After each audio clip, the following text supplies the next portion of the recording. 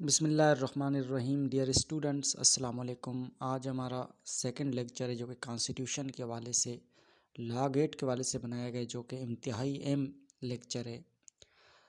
हमने law gate के हवाले से क्वेश्चन बनाए और ये क्वेश्चंस बहुत ही अहम है, स्टूडेंट्स के लिए हो सकते हैं। एज़ इट जिस तरह वो लॉ गेट में लिया जाता है, एज़ इट बिल्कुल इसी तरह बनाया गया है। तो सबसे पहले हम इसके सेक्शन 1 की बात करते हैं। क्वेश्चन 1 को हम देख लेते हैं। यहाँ पे क्वेश्चन 1 बताता है कि article 64 2 of the constitution of Islamic Republic of Pakistan, a house may declare the seat of member vacant if without leave of the house he remains absent for dash dash dash consecutive days of its sitting।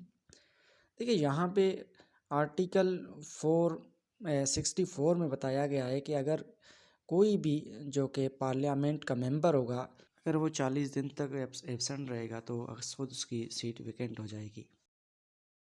तो हमारे पास next है article 65 of the constitution of Islamic Republic of Pakistan, a person elected to a house dash dash sit और vote until he has made before a house oath in form set out in the third schedule। देखिए article 65 में बताया गया है कि अगर कोई भी पर्सन इलेक्ट हो जाता है, वो उस वक़्त तक हाउस में नहीं बैठेगा जब तक वो ओथ नहीं उठाएगा, जो कि ओथ डिफाइन है थर्ड स्केड्यूल में। यहाँ पे आ जाएगा हाउस शल नॉट। हमारे पास नेक्स्ट है article 55(1) of the Constitution of Pakistan, all decisions voting in the National Assembly shall be taken majority of assembly of a member present and voting, but the person quorum presiding vote except in the case of equality of the votes। देखिए article 55 में बताया गया है कि अगर कोई person यानी कि उनके एक बिल पे मंजूरी हो रही हो दोनों पार्टी से पार्लियामेंट में, तो उस सूरत में वहाँ पे जो प्रेजाइडिंग ऑफिसर होगा वो वोट कास्ट नहीं करेगा, इसलिए यहाँ पे आ जाएगा शल नॉट। अब हमारे पास नेक्स्ट है the constitution of Pakistan 1973 provide dash kinds of parliament. देखो जो हमारा पार्लियामेंट है वो दो ऐवानों पर मुश्तमिल है, यानी कि सेनेट और दूसरा नेशनल असेंबली।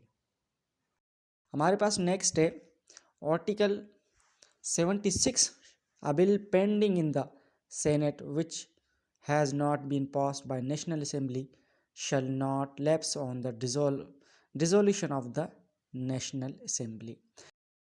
कि एक बिल जो है वो सेनेट में पड़ा रहा है और नेशनल असेंबली ने अभी तक उसे पास नहीं किया है, तो इस सूरत में अगर नेशनल असेंबली डिज़ोल्व हो जाती है तो उसकी वजह से वो बिल लैप्स नहीं हो जाएगा।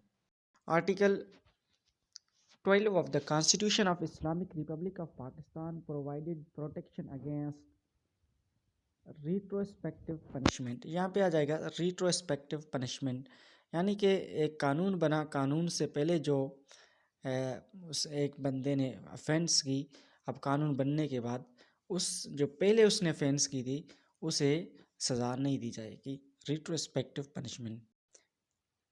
हमारे पास नेक्स्ट है Article 76 of the Constitution of the Pakistan, a bill pending in Senate which has not been passed by the National Assembly dash lapse on the dissolution of the National Assembly।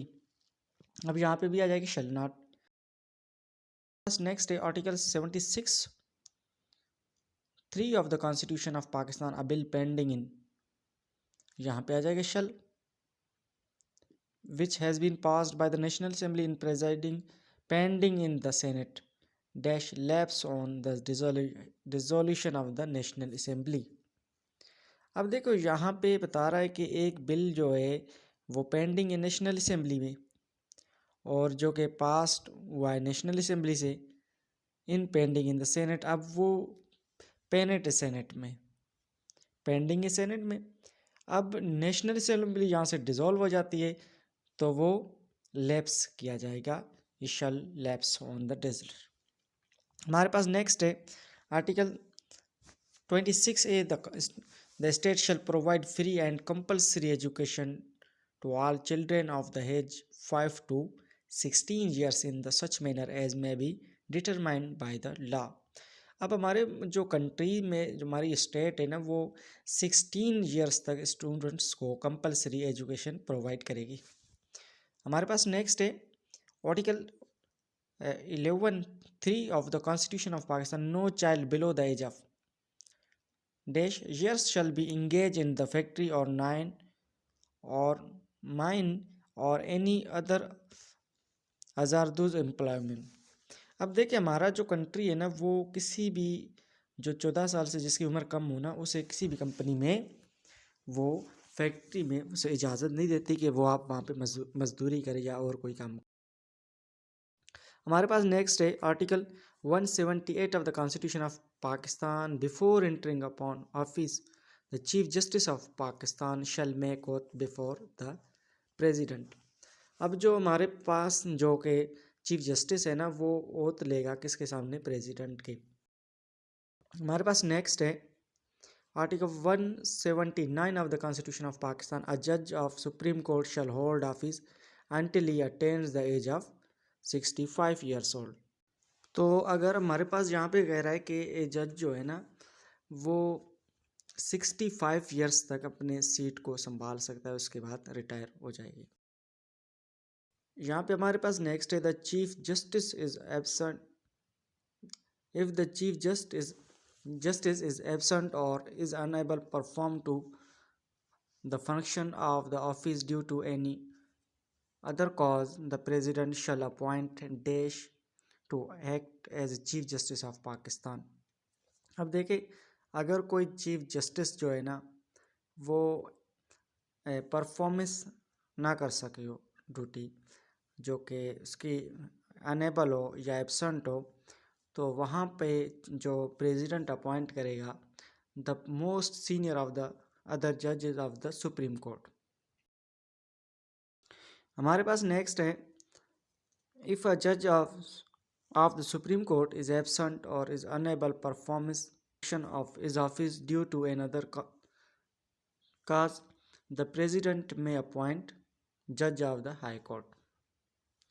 यहाँ पे बता रहा है अगर supreme court का जो जज अगर वो अनेबल हो, तो वहाँ पे जो कि मोस्ट सीनियर जो जज होगा, जो जज ऑफ हाई कोर्ट, उसको रखा जाए।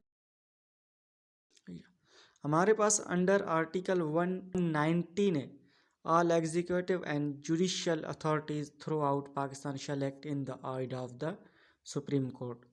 यानी सुप्रीम कोर्ट जो सारे इदारे हैं उसे अपनी मदद के लिए बुला सकता है। हमारे पास नेक्स्ट है article 75(1) of the constitution of Pakistan, when a bill is presented to the president for assent, the president shall assent with 10 days। अगर कोई बिल भेजा गया हो प्रेसिडेंट को असेंट करने के लिए, तो वो 10 दिन के अंदर प्रेसिडेंट जवाब देगा। हमारे पास नेक्स्ट है article 81(1)(b) of the constitution of Pakistan, a जज of high court means retired जज ऑफ द हाई कोर्ट। यहाँ पे जो high court constitution of Pakistan, जो कि जज ऑफ हाई कोर्ट मीन्स क्या है? रिटायर्ड जज ऑफ हाई कोर्ट। हमारे पास नेक्स्ट है article 175(a) of the constitution of Pakistan, pertaining for appointment of the जज of the supreme court, high court, federal Shariat court, judicial commission, जो कि बता रहा है ना 175(a) में वो जुडिशियल कमीशन के बारे में। हमारे पास नेक्स्ट है article 177(2), a person dash appointed a जज of supreme court unless he is citizen of Pakistan and he shall not be appointed. किसी पर्सन को अपॉइंट नहीं किया जाएगा जज के लिए या कोई और, जब तक वो पाकिस्तान का शहरी नहीं। हमारे पास नेक्स्ट है retiring age of the high court is 62 years. हमारे पास नेक्स्ट है chief justice of Federal Shariat shall hold office for a period not exceeding 3 years. Federal Shariat जो कोर्ट के जो जस्टिस है वो 3 इयर्स तक अपने ऑफिस को